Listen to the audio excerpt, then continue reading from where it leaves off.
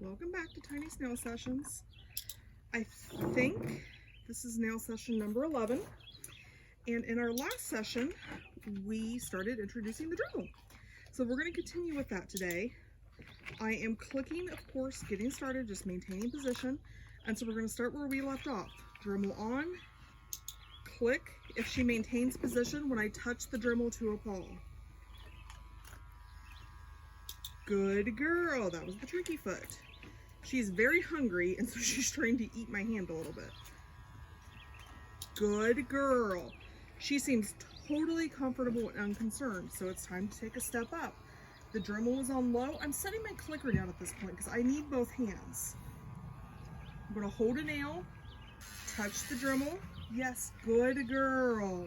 That was a really good step. Hold a nail, 1, 2. Yes, good girl. What a good girl. Look at us, we're dribbling. Good. Now I'm not pressing super hard. Here, baby. Good girl. She's moving around a little bit because she's really hungry. Good girl, kid. If you get up, I'm just gonna cover the treat bowl so you can't cheat. Unfortunately, the place she moved makes it harder for you to see what I'm doing, so I will try to reposition her. But you can hear, I'm dribbling nails. We're actually, good choice, kid. We are actually dribbling now. And I just did a dew claw. Very good, girly. Good girl. You'll hear the touches are very brief, 2 seconds max. I'm pressing on the nail a little bit. Easy. Nope. So that dew claw was a little touchier. Good girl. Quick touch with success. So what I'm going to try to do now is get her into the flipped position. Okay. Nope. That's not going to help you. There we go. Good girl. And remember, we wanted to, come on, turn it around. Nope. Turn it all the way around. There you go. Good girl. Right there's a great position for her. The treats are on the other side of my foot, so it's a little harder for her to cheat.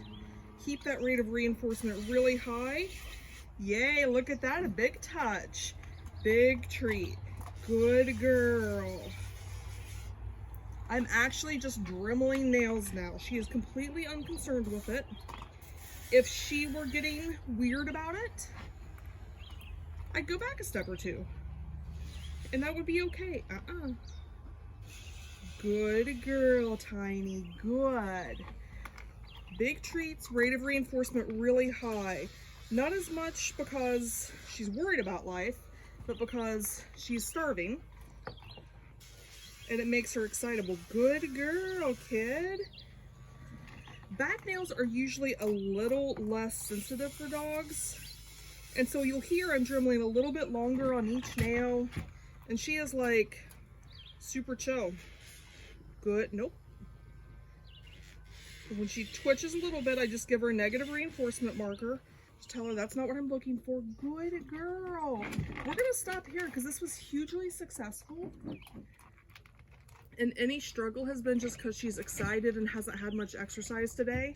So I'm gonna call that a huge win. I think we just dremeled all the toes. Good.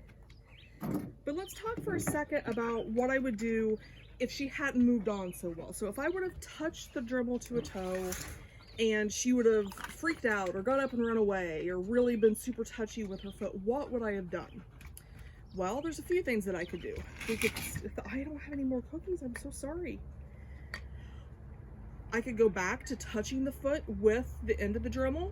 You could even use the end of the Dremel on the end of the toe individually. That might help the dog to acclimate. Gotta figure out what the problem is. Is the problem that the dog just doesn't like the toe being manipulated? Okay, work on that. But you definitely can go back, and it's not a bad thing or even unusual for them not to progress to full dremeling in 2 sessions. Hi, kid. You did so good. You're so brave.